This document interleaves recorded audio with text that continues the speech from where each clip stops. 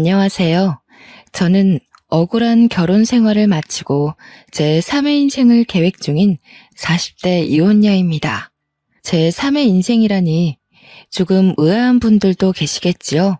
말 그대로 처녀의 삶을 거쳐 한 남자의 아내의 삶을 지나 풋풋한 새 만남을 이어가고 있다고 설명해 드리고 싶네요. 결혼을 하는 건 더 행복하기 위해서 그간의 삶을 청산하고 새의 삶을 꾸미는 일이지 않습니까? 그런데 제 삶의 삶이 왔다는 건 당연히 제 2의 인생을 못 살았기 때문에 그 다음의 미래를 계획했다고 볼 수 있겠죠. 맞습니다. 저는 결혼을 해서 실패했고 그 흔한 이혼 가정 이야기를 들려드리고 싶어 사연을 찾게 되었습니다. 그런데요, 제가 이혼을 하게 된 이유마저 과연 흔한 일이었는지 한번 들어봐 주시겠어요? 저는 제가 생각해도 정말 말도 안 되고 바보 같은 일로 이혼을 하게 되었는데요. 남편과 대학 때 실수로 혼전 임신하여 이른 나이에 결혼을 할 수밖에 없었고, 그때는 아이를 낳는 것보다 그 반대를 선택하는 게 더 무서웠던지라 남편과 영혼의 약속을 해버린 겁니다. 저희 부부는 시댁과 친정에게 나란히 버림받았어요. 억지로 만들어진 상견례 자리에 경찰까지 출동할 정도로 대판 싸움이 일어나기도 했어요. 이런 사고는 누가 봐도 남자 쪽 과실이 아닌가요? 대체 이 어린애를 무슨 말로 꼬드겼으면 이런 사고를 친단 말이에요. 우리 딸은 착하게만 자라서 이런 실수 같은 거 할 엄두도 못 내는 애란 말입니다. 여자애가 피임을 제대로 했으면 이 사단이 나지 않았을 거 아닌가요? 착실하게 잘 살고 있는 내 아들 발목 잡은 게 누군데 그쪽이 큰 소리세요? 제 아들 앞길은 어떡할 거예요? 앞으로 장차 크게 될 아이를 그쪽 딸 때문에 망치게 된 거잖아요. 말씀 웃기게 하시네요. 누가 누구 발목을 잡아요? 내 딸내미 발목 잡은 게 그댁 아들인데 출산하면 여자 쪽이 손해가 훨씬 큰데 무슨 말씀이세요? 댁 아들은 싸지르고 떠나면 그만이지만 제 딸은 이미 몸 한 번 망가뜨린 채로 평생을 살아야 되는 거라고요. 이보세요. 말 조심하세요. 어쩜 그리 말씀을 교양 없게 하세요? 아, 이제 보니까 딱 알겠네요. 이런 집안에서 자랐으니 댁 딸이 발랑 까진 거지요. 상견례 자리에서 서로에 대한 예의는 눈꼽만큼도 없었습니다. 결국 몸싸움까지 나고 남의 장사 시끄럽게 만든 죄로 경찰이 출동했던 거죠. 심지어 저희는 그 자리를 끝까지 지키지 못했어요. 이대로 저희를 떼어놓으려고 선언하는 양가 부모님한테서 도망치고 말았습니다. 그 뒤로 저와 남편은 절대 양가 어른들을 찾지 않았어요. 그렇다고 양가 부모님이 또 저희를 아쉬워한 건 아니었습니다. 저희들에게 이혼할 거 아니면 얼굴 비출 생각하지 말라고 단단히 으름장을 놓는 거 있죠. 어른들은 정말 너무하다 싶을 정도로 저희 둘을 모른 채 했고 죽었는지 살았는지 내다보지도 않을 만큼 내버려 두었어요. 시댁도 친정도 저희의 미래를 반기지 않는지라 결혼식은 당연히 하지 못했습니다. 혼인신고만 하고 살았죠. 또 어른들에게 도움받는 것이 일절 없었기 때문에 신혼집도 어렵게 시작을 할 수밖에 없었어요. 대학가 주변에 원룸을 구해서 결혼 같지도 않은 살림을 하며 지내게 되었답니다. 그럼에도 저희 부부는 굴하지 않고 서로만을 위하며 살았어요. 사랑하는 마음이 서로에게 큰 힘을 줄 수 있다는 걸 느꼈고 그 힘은 어려운 처지에 굴하지 않도록 위대한 에너지를 주었죠. 남편은 아이를 위해서 졸업하자마자 전공 분야를 포기하고 노동일을 선택했습니다. 제가 임산부의 몸으로 뭘 할 수가 없어서 남편 혼자 일하는데 내조조차 제대로 해주지 못했어요. 그래도 남편은 1년 내내 우리 아기가 태어날 때까지 굳은 일 마다하며 열심히 살림 미천을 모았습니다. 퇴근하고 와서 바로 잠들지 않고 번듯한 직장을 갖기 위해 늦게까지 공부하다가 잠들곤 했어요. 오늘 하루는 공부 쉬지 그래. 그렇게 몸 혹사시키다가 큰일 날까봐 무서워. 자기 없으면 내가 이 몸으로 어떻게 혼자 지내겠어. 걱정도 많다. 내가 다른 건 몰라도 체력 하나는 1등이잖아. 그리고 한 살이라도 어릴 때 시작해야 취업에 유리하단 말이야. 내 몸 내가 잘 챙길 테니까 당신은 아이 걱정만 해. 참, 이번에 산부인과 방문해야 되지? 내가 이번 주에 시간 한번 낼 테니까 같이 가자. 그런 곳은 혼자 가는 거 아니야. 제가 봐도 남편은 저와 우리 아이의 미래를 위해 정말 열심히 노력해 주었습니다. 그렇게 남편의 극진한 보필 아래서 저는 무사히 출산을 할 수 있었고, 남편의 제안으로 산후조리원에서 몸조리까지 하고 집으로 귀가했답니다. 산후조리원에서 집으로 귀가할 때도 남편이 저를 데리러 오고 싶어 했으나 면접 보러 가야 돼서 저 혼자 택시를 타고 갔는데요. 귀가하는 길이 혼자가 아니라서 쓸쓸하지 않았어요. 오히려 설레더라고요. 제 품 안에 새근새근 잠자는 아기가 있다는 게 믿기지가 않는 거 있죠?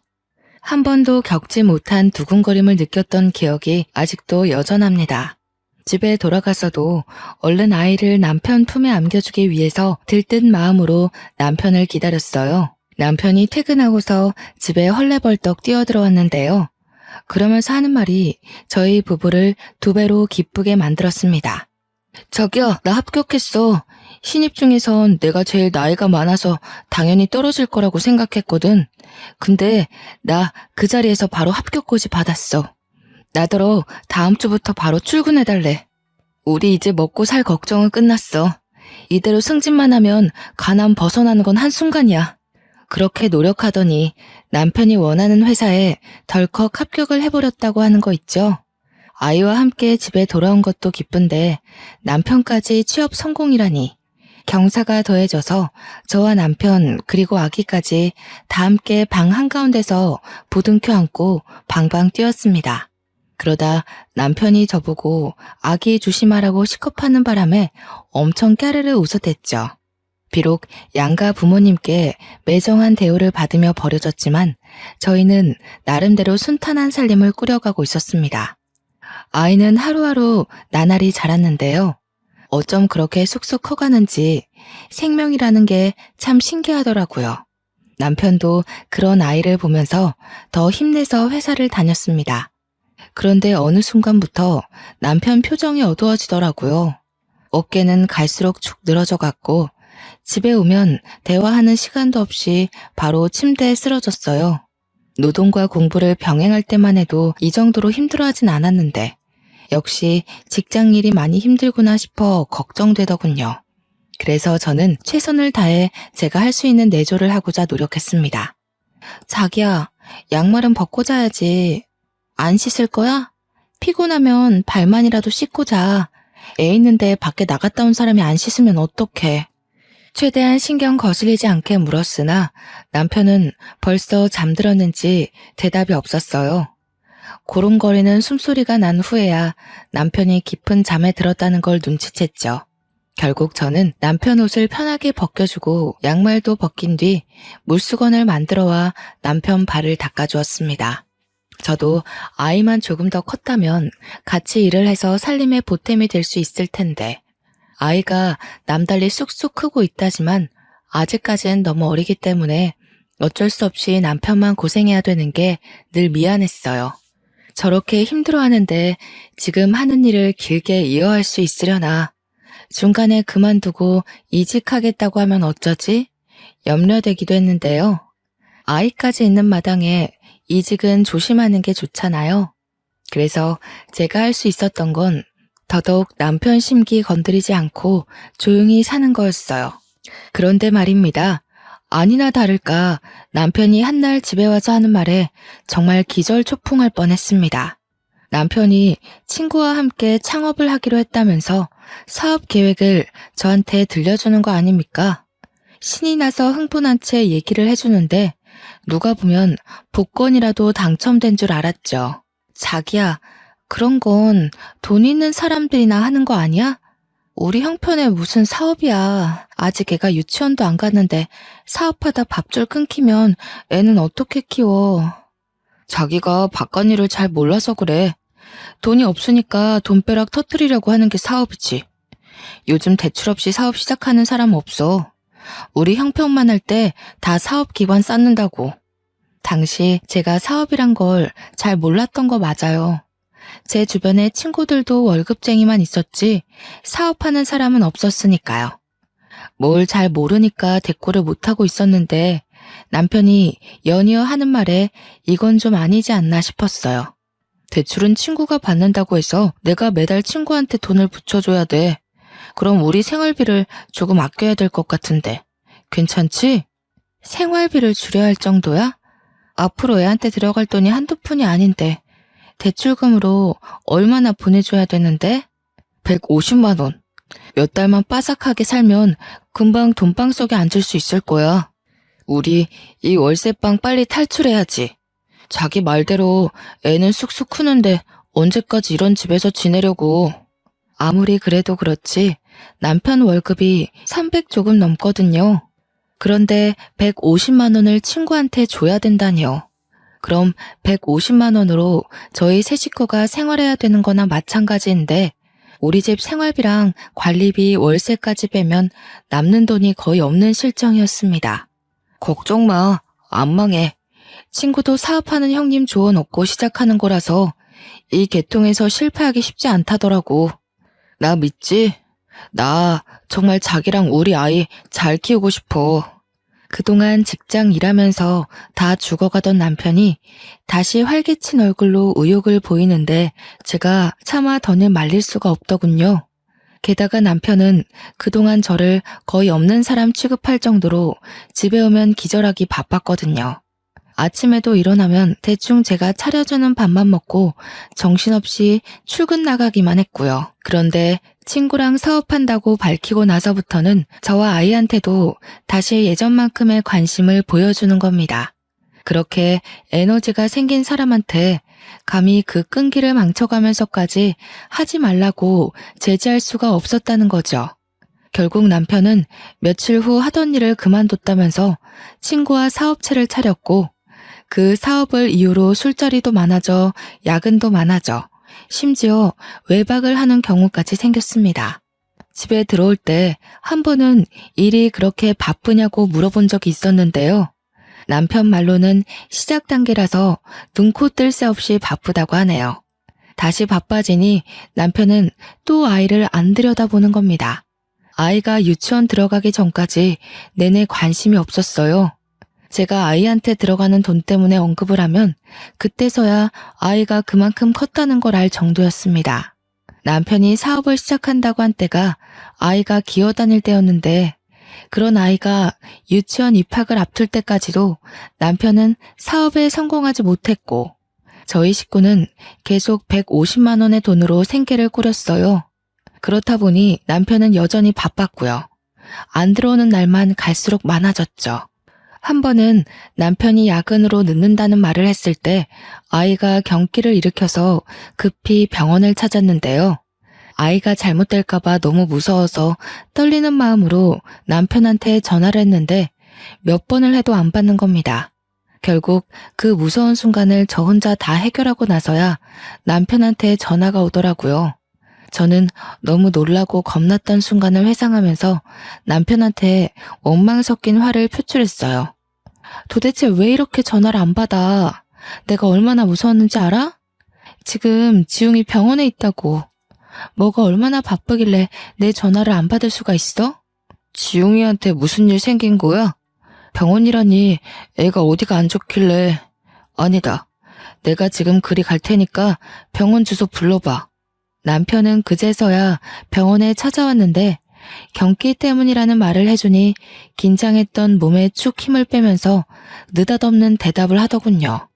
난 또 뭐라고. 애들이면 대부분 다 겪는 일이잖아. 그게 무슨 큰일이라고 바쁜데 전화라고 난리야. 넌 엄마라는 사람이 육아에 대해서 그런 정보도 공부 안 했어? 뭐? 애가 눈이 뒤집어지고 몸이 빳빳하게 굳는 게 그게 별일 아니라고? 나 정말 우리 애 어떻게 되는 줄 알고 얼마나 놀라는지 알아? 당신은 그 정도로밖에 말 못해. 당신도 지웅이 부모잖아. 의사 선생님이 늦게 대처하면 큰일이 될 수도 있다고 하셨어. 아이 걱정은 저만 한다는 생각에 기가 막혔지만 한편으로는 남편 말대로 정말 제가 엄마 자격이 없나 우려가 되기도 했습니다. 아이가 발에 링거를 꽂고 누워있는 걸 보는데 기분이 너무 울적하고 슬펐습니다.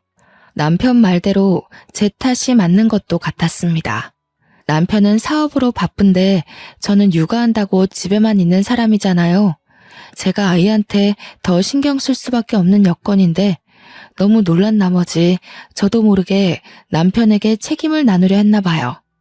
그렇잖아도 혼자 자책하고 있던 찰나에 남편한테 위로받고 싶어 더 크게 화를 내버린 거죠. 그런데 남편이 제 탓이 맞다고 확실하게 말해주니 제가 자책을 안 할 수 있었겠습니까? 그래서 그날 이후 저는 아이에 대한 정보를 TV나 비디오를 통해 공부해 나갔어요.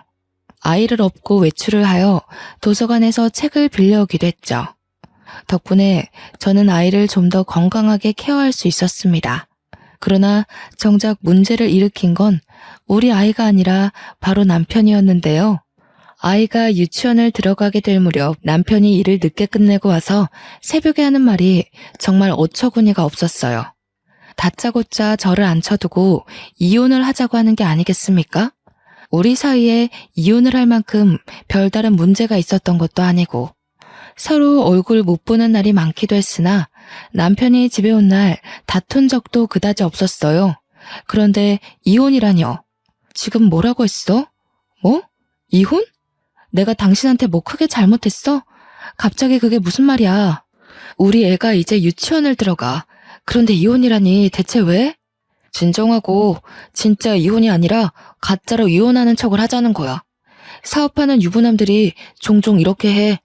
하는 사업이 좀 힘들어지면 쓰는 방법이거든. 도대체 얼마나 큰일이길래 아무리 일이 안 돌아간다고 하더라도 이혼을 하는 법이 어딨어. 정말 사업이 그런 거야? 나는 도무지 이해가 안 돼. 내가 하는 일이 좀 안 풀리고 있어서 그래. 아무래도 정책인 것 같아. 지금 집에서 나가는 세금이라도 줄여야 할 판이라서 급해. 사업 해결되면 다시 재결합하면 되니까 당분간만 이혼하자. 가짜 이혼이라니. 도무지 제 상식선에서는 그런 걸 할 수 있다는 게 이해가 안 되더라고요. 말도 안 되는 제안을 하길래 순간 남편이 의심스럽기까지 하는 겁니다.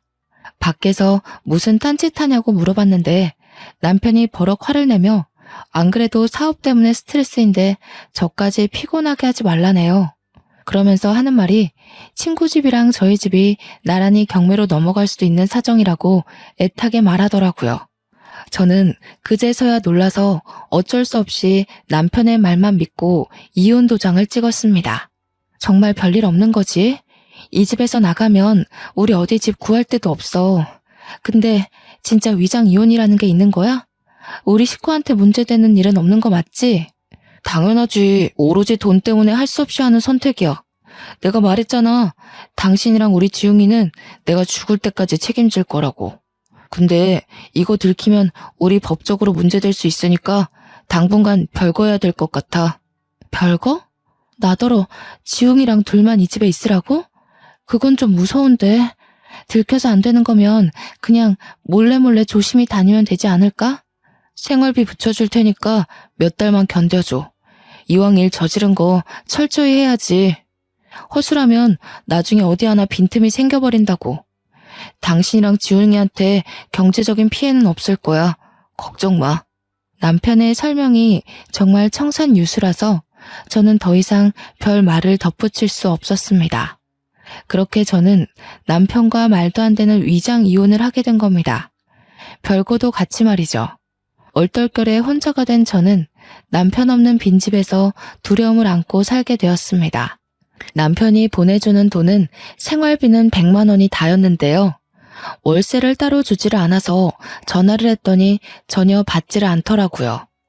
할 수 없이 월세 50을 생활비에서 빼고 아이 유치원비도 따로 빼서 생활비는 거의 없이 지냈습니다. 몇 달을 그렇게 지내다 보니 이렇게 살다가는 아이에게 영양적으로 문제가 생길 것 같았어요.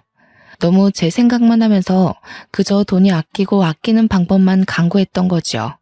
때문에 작은 일이라도 해서 돈을 보태기 위해 부업을 알아봤고 대학 때 동아리에서 배운 캐리커처를 연습해 개인 SNS에서 파는 일을 해보았습니다. 당연히 100만 원까지는 벌지 못했으나 40에서 50만 원 정도는 벌었는데 그게 큰 보탬이 되더라고요. 그 정도로만 아이의 옷을 사입히고 먹이는데 양질이 달라지는 거 아니겠습니까? 참 다행이었어요. 저는 나름대로 남편의 부재로 인한 두려움을 차차 극복해 나갔습니다. 다만 남편과 연락만 잘 되어도 더할 나위 없이 마음을 놓을 텐데 연락이 너무 안 되는 게 유일한 문제였습니다. 저희가 별거를 하더라도 남편이 2주에 한 번씩은 몰래 와서 얼굴을 보여줬거든요. 그런데 이번 달은 달월이 지나도록 안 오더라고요. 심지어 생활비도 안 붙여줬어요. 그나마 아끼면서 모아놓은 돈이 있어서 다행인 형편이었습니다. 블로그에 팔고 있는 작품을 어느새 100만 원 언저리 정도로 벌고 있을 때였거든요. 대체 남편 일이 어떻게 되어가고 있는지 알고 싶었지만 연락이 안 되고 남편 동업자라는 사람도 제가 몰라서 어찌 알아볼 수 있는 방도가 전혀 없었어요. 그래서 마냥 이렇게 기다리는 수밖에 없는 실정이었죠. 그렇게 별다른 수를 못 쓰고 막연히 남편만 기다리며 지내고 있을 때에 제게 전화 한 통이 걸려왔는데요. 다름 아닌 남편이 함께 동업을 한다던 동네 형님이었습니다. 제가 더 이상 입 다물고 있으면 재수 씨한테 죄지는 기분이 들어서요. 사실은 저랑 태수 사업한 적 없다는 거 알려드리려고 연락했습니다. 제가 태수 있는 주소를 드릴 테니 한번 찾아가 보세요. 제가 이날 들은 소식이 얼마나 엄청난 일이었는지 한참을 실감하지 못했습니다. 어안이 벙벙했죠. 아니, 이게 무슨 말일까요? 사업을 한 적이 없다뇨. 제 남편은 사업한다고 직장 일을 그만둔 지가 오래지 않습니까? 동업자인 줄로만 알았던 남편의 아는 형님은 끝까지 송구스런 말투로 사과만 하다가 전화를 끊었습니다. 그러고 바로 문자 하나가 도착하더군요. 제가 전혀 모르는 주소지였습니다. 이분 말이 다 사실이라면 남편이 여태 저한테 거짓말을 했다는 것밖에 안 되는데 왜일까요? 영 가늠도 안 되고 혼란스럽기만 했습니다. 일단은 남편이 있다는 이 주소로 찾아가 봐야 답이 나올 것 같았어요. 그래서 그 야밤에 아이까지 데리고서 밖을 나섰죠. 이 주소대로 택시 기사님에게 말해서 도착한 곳은 다름 아닌 사람 사는 오피스텔이었습니다. 이런 곳에서 사무실을 차리고 일을 한다는 말도 많이 들었기 때문에 초인종을 누를 때만 해도 이곳이 그저 오피스 사무실이라고 굳게 믿고 있었죠. 그러나 문을 열어준 남편과 남편이 안고 있는 웬 남자아이를 보곤 제 신뢰가 한순간에 바닥을 치고 말았습니다. 저는 너무 놀라서 아무 말도 못하고 멍청하게 남편과 그 아이를 번갈아 보기만 했어요. 남편도 저를 보고 상당히 깜짝 놀라더라고요. 당신이 여길 어떻게... 누가 알려줬어? 이 먼 길을 지웅이까지 데리고 온 거야? 찬우야, 잠깐만 엄마한테 가 있어. 남편이 찬우라고 부르며 내려놓은 아이는 남편에게 아빠라고 부르고 있었습니다. 우리 아이와 나이가 비슷한 또래거나 1살 정도 어려 보였어요. 그렇다는 말은 남편이 제가 임신 중일 때 이미 바람이 났다는 거잖아요. 도무지 정리가 안 되는 수많은 상황이 쓰나미처럼 들이닥쳐 머리가 어지러웠습니다. 이게 다 뭔가 싶었어요. 너무 충격이라 상황을 아예 모르고 싶을 정도였죠. 그러나 저는 이미 남편이 저지른 짓을 알 수밖에 없었고 남편이 저와 제 아들에게 무슨 잘못을 저질렀는지 눈치채버리고 말았네요. 한 가지 딱 명확한 사실이 있잖아요. 제 남편이 불륜을 저질렀다는 거. 당신 사업한다고 거짓말하고 두 집 살림하고 있었어? 나보고 가짜 이혼하자고 설득하더니 위장이 아니라 진짜 이혼을 요구했던 거였어? 날 속인 거야? 우리 지웅이까지 속이면서 밖에서 이딴 짓 하고 있었던 거야? 남편은 대답을 미루고 잠시 저를 밀어내며 밖으로 나와서는 현관문을 닫았습니다. 저희는 그 앞에서 이웃집 다 들릴 만큼 시끄럽게 다투게 되었어요. 그래, 우리 이혼한 거 맞아. 그래서 뭐? 너도 동의하고 도장 찍었잖아. 대체 여기가 어디라고 애까지 끌고 찾아와? 도대체 어떻게 알아낸 거야? 누가 알려줬어? 당신이 나 어르고 달래서 위장 이혼으로 유도한 게 합의 이혼이라고? 나는 그런 줄도 모르고 어떻게 나한테 이럴 수가 있어.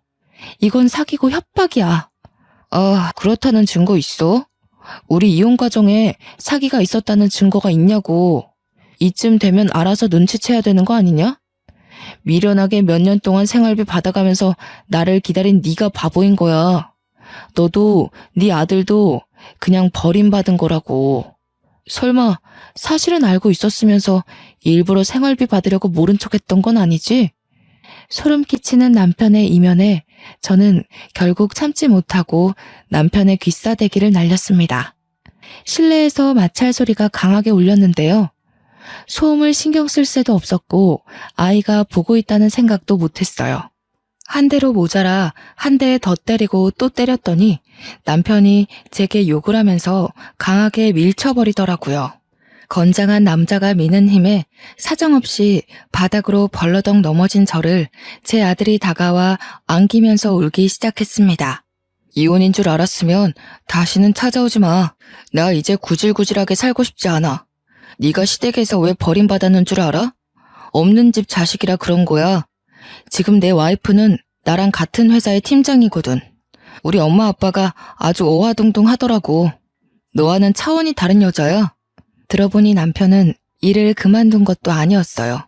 다 상간녀의 입김이었죠. 제게 들어가는 생활비가 아까워서 그마저도 끊게 만든 거더군요. 상간녀는 이미 제 남편에게 아내와 자식이 있는 걸 알면서도 이 같은 짓에 동참을 했다는 거예요. 배신감에 또 배신감이 차올랐지만 당장 제가 남편에게 손찌검하는 것 말고는 할 수 있는 게 없었습니다. 망연자실한 마음으로 저는 아들을 안고서 그 자리에서 한참을 울었어요. 남편은 매정하게 집으로 들어가서는 다신 나오지 않았고요. 남편이 안으로 들어가 버리니까 제 울음소리를 듣고 주변에 마음 좋은 이웃분들이 슬쩍 나와 보시더라고요. 제가 아이를 부둥켜 안고 있으니 걱정해주면서 경찰을 불러줄까 하고 물어보기도 하셨어요. 그 고마운 손길들을 사양하고 저는 마음을 추슬러 아이와 함께 집으로 돌아왔죠. 앞으로 어떻게 해야 할지 멍하기만 하더군요. 그때 처음으로 세상이 무너진다는 게 어떤 기분일지 조금은 공감이 되었습니다. 막막했어요. 당연히 남편과 함께하는 미래만 그려왔고 제 인생 계획에서 남편이 없었던 적은 없었으니까요. 이 큰일을 어떻게 해결해야 할까? 해결은 될까? 나 혼자서 할 수 있을까? 한참 생각으로 멍해 있던 차에 제 기운을 차리게 해준 건 다름 아닌 제 아들이었습니다. 지용이가 엄마 하면서 품에 잡고 파고들어 나름 정신을 차린 거였죠. 제 삶은 대부분 지용이를 위한 삶이었는데 비록 남편이 없다지만 지용이를 생각해서라도 마냥 슬퍼하고만 있을 순 없겠더라고요. 저 혼자였다면 아마 이렇게 금방 마음을 다잡을 수는 없었을 겁니다. 일이 이렇게 돼버린 거 남편이 다시 돌아오지 않는다는 걸 빨리 받아들이고 나니 저는 어떻게든 남편의 불륜 가정을 뒤집어버리고 싶은 도끼가 생기더군요. 우선은 남편과의 지난 날을 자꾸만 상기시켜주는 이 집에 있는 게 싫었습니다. 짐을 챙기고 집을 나오면서 많은 생각을 했어요. 아무래도 아들이 입는 입장이라 여자인 제가 혼자서 어줍잖은 복수를 하는 건 저한테 불리하기만 할 것 같았는데요. 그러다 보니 문득 떠오른 사실이 하나 있더군요. 친정 쪽에 외삼촌 딸이 어린 나이에 사법고시 패스한 법조인이라는 것 말이죠. 제가 결혼하기 전에 집안에서 한바탕 축제를 한 적이 있었어요. 제가 남편과 결혼하고 살면서 친정의 버림을 받았었기 때문에 연락 한 통 해본 적 없었거든요. 오로지 아들 하나만 위하고자 생각하며 이번 일로 욕먹을 각오를 하고 전화를 걸었습니다. 그거 잘 됐다. 그렇지 않아도 그놈 어떻게 떼어내야 되나 내내 그 생각만 하면서 살았는데 너는 보는 눈이 없어도 너무 없었어. 그놈 딱 봐도 관상이 바람필 상이더라. 그 벌레 같은 놈 잘 떼었다. 아이고 속 시원해라. 바로 고소해버리면 됐달. 다른 건 걱정하지 마. 엄마, 미안해. 이렇게 사는 꼴 보여주려고 그동안 연락 안 했던 건 아니었는데 내가 잘못 판단했어. 엄마 아빠 말이 맞았어. 그리고 나한테 5살 아들이 하나 있거든. 아들은 아직 아빠한테 무슨 일이 일어났는지 몰라. 다 내 탓이지 뭐. 네가 미안할 게 뭐가 있어? 다 그 막대 먹은 집안의 아들놈 때문이지. 아이고, 나한테 손주가 있었구나. 애 얼른 데리고 와라. 그쪽 집안에 내 새끼 내줄 생각 추호도 없으니까. 당연히 화낼 줄 알았던 친정 부모는 저의 이혼을 기다렸던 사람처럼 가슴을 쓸어내리셨어요. 제가 이미 결혼을 해버린 건 어쩔 수 없다고 생각하셨고 이혼녀 꼬리표를 달게 되더라도 이혼을 바라셨던 거죠. 이래서 어른이 하는 말 들으면 자다가도 떡이 생긴다는데 그냥 전해지는 속담이 아니었네요. 남편이 그렇게 떵떵거리면서 시댁이 저를 뭣도 없는 거지로 본다고 했던 것처럼 저희 친정도 사위를 능력 없는 빈털터리에 카사노바로 봤던 것입니다. 이런 사실도 모르고 남편이 의기양양했다고 생각하니 우습더군요. 보나마나 남편과 상간녀 또한 제 꼴이 날 거라고 확신합니다. 한 번 바람핀 놈은 2번, 3번 같은 일로 같은 결과를 낳을 테니까요. 친정 부모님의 부름에 저는 마음 놓고 아들과 함께 친정에 찾아갔습니다. 친정 부모님은 그날 제 아들을 처음 만났는데요. 엄마랑 아빠가 손주를 이렇게 좋아하는지 몰랐어요. 지용이를 얼마나 예뻐하던지 남편은 하나도 안 닮고 저를 쏙 빼닮았다며 더 좋아했죠. 그리고 다음날 바로 친정 부모님이 외삼촌 딸을 만날 수 있도록 자리를 마련해 주었습니다. 저는 시간 내어 외삼촌 집을 찾아갔고 저녁 한 끼를 같이 먹으며 제 사정을 모두 설명했죠. 아무리 식구라고 하더라도 제 개인적인 일이라서 당연히 변호사 선임 비용을 마련해 놨는데요. 그런데 이게 웬일입니까? 놀랍게도 외삼촌 딸이 상대 로펌 기업의 부서 팀장으로 있는 사람과 결혼한 사이라고 하네요. 비용은 당연히 받을 생각 없다면서 더 유능한 변호사인 자기 남편을 소개해 줄 테니 위자료를 있는 대로 뽕 뽑아 먹게 해주겠다고 하는 거 아니겠어요? 전문가 말씀이라서 그런지 굉장히 믿음직스럽고 힘이 되더라고요. 덕분에 저는 돈 한 푼 안 들이고 최고 변호사를 등에 업게 된 거죠. 사촌의 남편은 역시 능력이 출중한 변호사라 그런지 일 처리 능률이 남달랐습니다. 위장 이혼이었다는 정황은 밝히기가 어려울 수 있으나 상간녀 소송이 가능하고 시댁에서 모든 사실을 알고 있음에도 방조한 책임은 거액의 벌금으로 판결 내릴 수 있으며 남편의 2집 살림 부정행위가 특히 위자료를 최대치로 올릴 수 있는 수단이 될 거라네요. 아마 이걸 밝히는 과정에서 잘만 파고든다면 위장 이혼 사실을 끌어낼 가능성도 없지 않다고 했습니다. 이 같은 판례가 3년 전에 위자료 1억을 받은 적이 있다면서 저보고도 충분히 가능하다고 했죠. 심지어 지금은 그 사이에 법이 보다 더 냉철하게 개정되어 더한 위자료를 뜯어낼 수도 있다고 해요. 그러니까 아이 지용이에 대한 미래는 전혀 걱정하지 말라고 확신을 주었습니다. 너무 감사하고 큰 힘이 되었죠. 덕분에 저는 1억에 가까운 위자료를 받고 소송을 마무리했습니다. 남편이 전화가 와서 욕을 많이 했어요. 제가 차곡차곡 준비를 해서 소송을 한 거라 빈틈이 없었기에 급하게 변호사를 선임했던 남편에겐 당연히 갑작스런 상황이었을 수 있겠죠. 그 일로 상간녀와도 크게 다투었다고 들었습니다. 남편과 통화를 하던 도중 옆에 상간녀가 함께 있었는지 저를 내버려 두고 둘이서 다투는 소리를 들은 적이 있는데요. 네가 생활비 끊으라는 말만 안 했어도 얘가 소송하는 일은 없었어. 그러게 내가 돈 부분은 시간 두고 차차 해결하자고 했지. 네가 서두르는 바람에 이 모양이 된 거 아니야. 뭐라고? 당신 지금 내 탓하는 거야? 당신도 그 여자한테 들어가는 돈 아까워했잖아.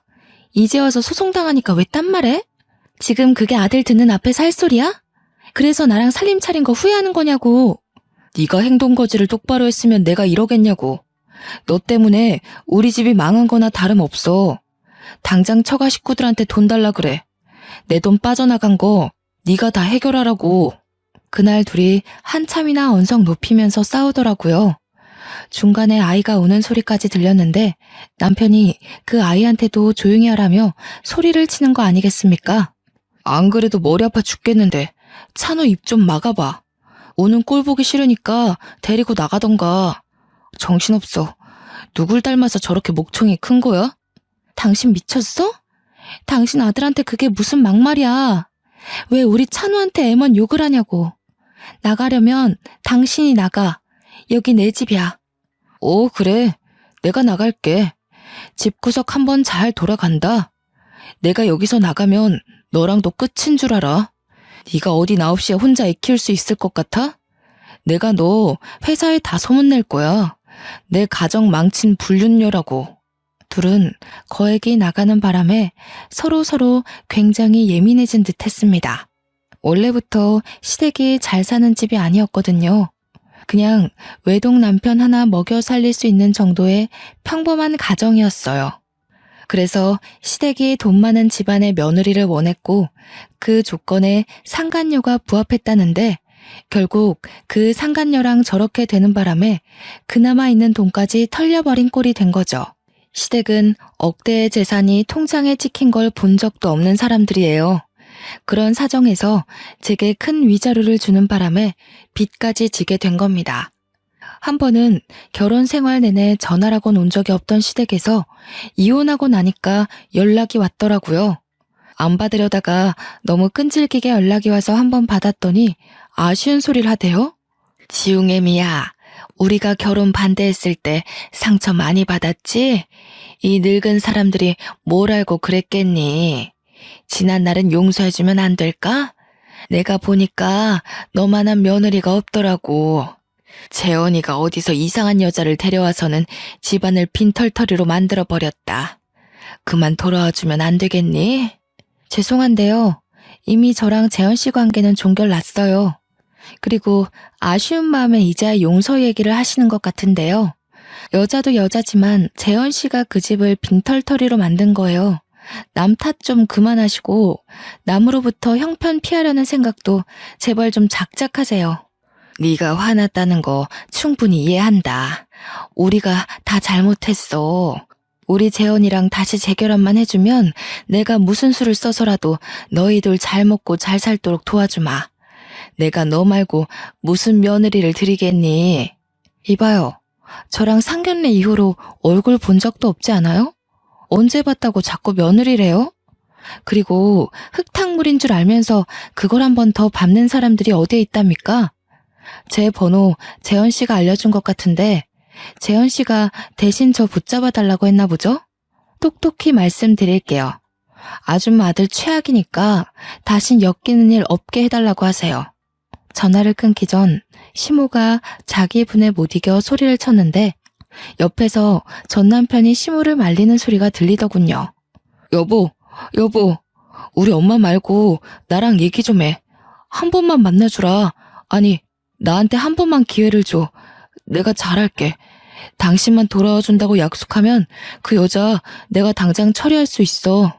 예전에는 남편이 이렇게 절절매는 마음으로 부탁한 것들이 정말 진심으로 와닿았는데 역시 사람은 아는 것만큼 보인다고 이젠 그저 가식으로만 보이더라고요. 시댁에서 어떻게든 저를 꼬드겨서 그 빚을 청산해보려고 하는 것 같은데 제가 한 번 당하지 두 번 당하겠습니까? 철저히 무시해 주었네요. 그리고는 한동안 그쪽에서 연락이 없더라고요. 좀 잠잠해진 기회를 빌어 제게 최고 은인이자 식구인 로펌 팀장님께 그러니까 제 외사촌과 외사촌 남편분께 감사 인사를 전하러 찾아간 적이 있었는데요. 그 자리에서 오히려 제게 같은 팀장 직급의 지인 변호사 한 분을 소개해 주더라고요. 그분도 돌싱인데 아이가 없는 착실한 남자라고 합니다. 부인이 바람나서 이혼했다고 했어요. 당장 남자를 만날 생각은 없지만 저를 도와준 두 분께 감사하여 우선 만남의 자리에 응답을 했는데요. 남자분이 생각보다 괜찮았고 특히 우리 지웅이를 너무 좋아해 주더라고요. 아이를 되게 잘 돌보시네요. 아이 기른 적이 없다고 들었는데 능숙하신 것 같아요. 저희 지웅이가 낯을 많이 가리는데 이렇게 초면에 남의 무릎에 앉아 있는 건 처음 봐요. 그런가요? 제가 아이를 참 좋아하거든요. 어쩜 이렇게 예쁜 아이들이 있을 수 있는지. 미순 씨랑 정말 똑 닮았어요. 아이랑 언제 한번 놀이공간에 놀러 가고 싶은데 될까요? 당연히 미순 씨랑 같지요. 이성 간의 만남에 전혀 기대가 없었던 저는 남성분의 따뜻한 배려와 씀씀이를 보고 일단은 이런 가벼운 관계로 더 만나볼 예정이었어요. 참, 제가 온라인에다가 작품을 만들어서 팔고 있다고 했잖아요. 원래 100만 원 내외로만 수익이 났었는데 꾸준히 하다 보니까 요즘 입소문을 타서 제법 돈이 되는 거 있죠? 그 돈은 오로지 자유적금으로 모으고 있어요.